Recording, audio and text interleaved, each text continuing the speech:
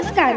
महाराष्ट्रातील विविध क्षेत्रातील बातम्या झटपट आपल्या मोबाईलवर पाहण्यासाठी लगेचच सबस्क्राईब करा राष्ट्रशक्ती लाईव्ह न्यूज आणि सोबत बेल आयकॉन प्रेस करायला विसरू नका.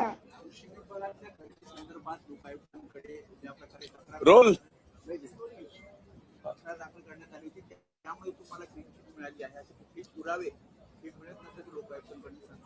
एक तर कृषी विभागाच्या मुख्यमंत्री कापूस सोयाबीन या योजनेमध्ये शेतकऱ्यांसाठी शेतकऱ्यांचं उत्पादन वाढावं यासाठी वेगवेगळे फर्टिलायझर्स घेणं, शेतकऱ्यांचं श्रम कमी व्हावं यासाठी वेगवेगळे अवजारे घेणं, याच्या संबंधित कृषी विभागाने खरेदी केली. ती खरेदी अतिशय नियमाला धरून केलेली खरेदी, पण सरकारने ही खरेदी करत असताना सगळे नियम पाळले तरी सुद्धा मागच्या वर्षी आपण पाहिलं असेल, म्हणजे आपणच जास्त पाहिलंय त्यामुळं आपल्याला काही वेगळं सांगायची गरज नाही की त्या विषयावरती एवढं रान पेटवलं, हायकोर्टामध्ये गेले. हा स्कॅम किती मोठा आहे हे हायकोर्टामध्ये खोटे पुरावे देऊन त्यांनी दाखल केलं. पण हायकोर्टाने सुद्धा, माननीय हायकोर्टाने याबाबत स्पष्ट सांगितलं की खोटे पुरावे देऊन हे प्रकरण तुम्ही स्कॅम म्हणून कोर्टात आणताय. त्यासाठी तो निर्णयही आमच्या बाजूने दिला आणि हायकोर्टाने त्यांना 1 लाख रुपयाचा दंडही त्या ठिकाणी केला. त्याच्यावरती ते थांबले नाहीत. आता त्यांना खरं तर हे षडयंत्राचा काळ आहे. आता या षडयंत्रामध्ये आम्ही होतो, आमच्या विरोधात आता जे षडयंत्र करणार आहेत ते एका बाजूला होते.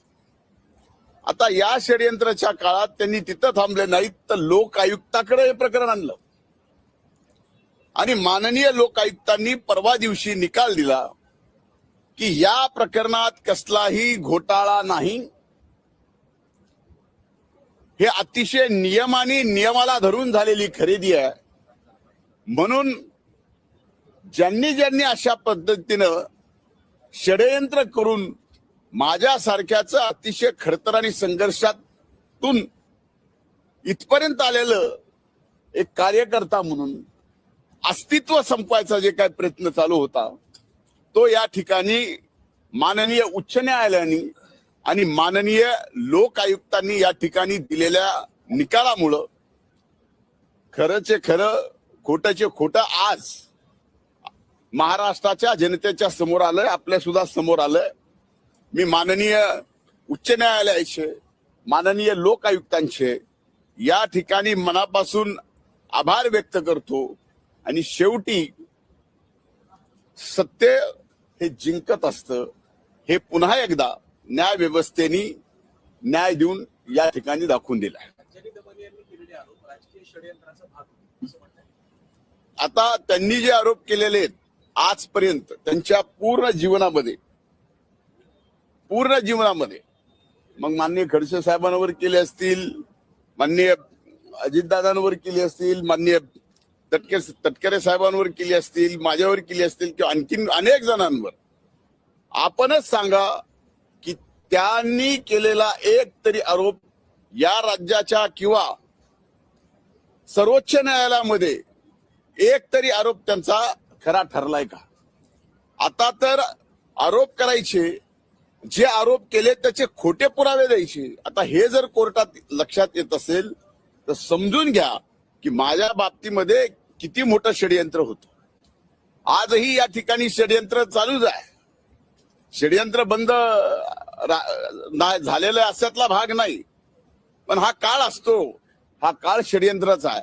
त्यामुळे या षडयंत्राच्या काळात आम्ही अतिशय संयमाने न्याय व्यवस्था जी न्याय देईल ते मान्य करायचा आणि न्याय व्यवस्थेने या ठिकाणी आम्हाला न्याय दिलाय त्याचा नक्कीच समाधान आहे आणि न्याय व्यवस्थेचे आभार मानतो.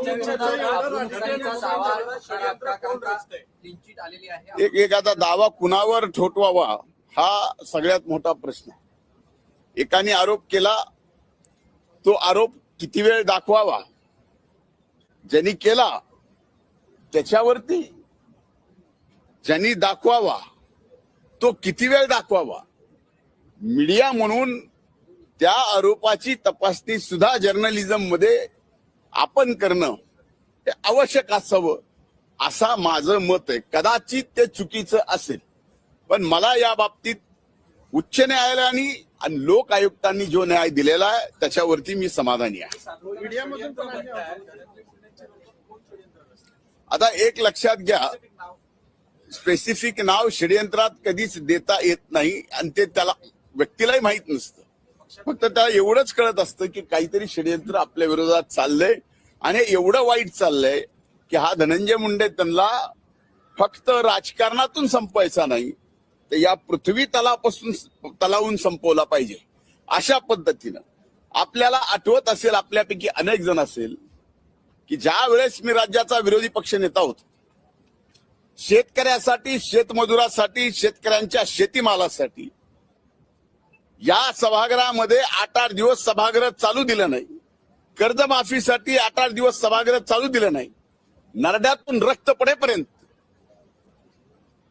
हाच धनंजय मुंडे विरोधी पक्ष नेता असताना वरच्या सभागृहामध्ये शेतकऱ्यांसाठी लढला, रक्त ओकलं, न्याय मिळवून देण्याचा प्रयत्न केला. असे अनेक प्रसंग आहेत जे सांगता येतील. सलग 8 दिवस विधान परिषदेचा सभागृह मराठा आरक्षण मिळावं म्हणून मी या ठिकाणी 8 दिवस बंद केलं. त्या 8 दिवसात एवढी भाषणं केली की त्यावेळेस सुद्धा आमच्या आताडी सुजली, नरड्यातून रक्त पडलं, पण माघार हटलो नाहीत. अशा पद्धतीची लढाई धनगर समाजाच्या आरक्षणाची सुद्धा या ठिकाणी मी केलेली आहे. त्यामुळं एक कार्यकर्ता ज्यावेळेस सामान्य माणसाचे प्रश्न घेऊन त्याला जी जबाबदारी मिळते त्या जबाबदारीतून सोडवण्याचा प्रयत्न करतो. जबाबदारी बदलली की त्याचं रूप षडयंत्रामध्ये आणायचं आणि त्या षडयंत्रातून असा कार्यकर्ता जो तयार झालेला आहे त्याला पूर्णपणे संपवायचं काम या षडयंत्राच्या माध्यमातून करायचं. या सगळ्या आरोपांमुळे तुमचं राजकीय नुकसान झालं. आता पक्षाकडे पुन्हा मंत्री पदाची मागणी करणार. हे बघा, मी कुठल्याही गोष्टीची मागणी किंवा मंत्रीपद याच्या कधी आयुष्यात विचार केला नाही. मी कुठलीही महत्वाकांक्षा ठेवून इथपर्यंत आलेलो नाही. जयंत पाटील असं म्हणते की आता दादांची इच्छा होती विलिनीकरणाची, मात्र आता दादाच नाहीये, त्यामुळे विलिनीकरण होणार नाही असं त्यांनी स्पष्ट केलं. आता त्या बाबतीमध्ये मी बोलणं उचित नाही. आमचे मान्यवर नेते बोलतील. दादांच्या अपघातासंदर्भात आज पुन्हा एकदा रोहित पवारांनी एक आरोप केलाय की दादांच्या निधनापूर्वी, अपघात होण्यापूर्वी बारामतीच्या विमानतळाची रेगी करण्यात आली. त्यानंतर मला हे कसं करतात माहित नाही आणि या सगळंच ते जे बोलतायत त्याची दखल बाकी सर्व व्यवस्थेने घ्यावी.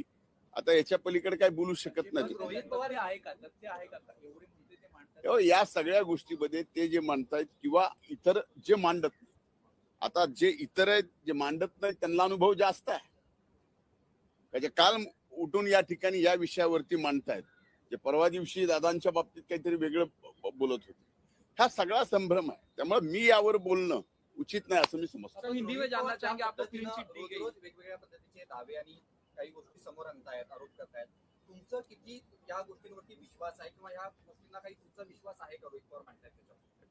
मला या बाबतीत काही बोलायचं नाही. विश्वास अविश्वास हे बाकी जशा गोष्टी समोर आल्या ना तशा याबाबतच्या सुद्धा समोर येणार आहे. खरं कोण मांडत होतं, खरं कोण भांडत होतं आणि नेमकं त्याला खरं का खोटं काय पाहिजे होतं. थँक्यू.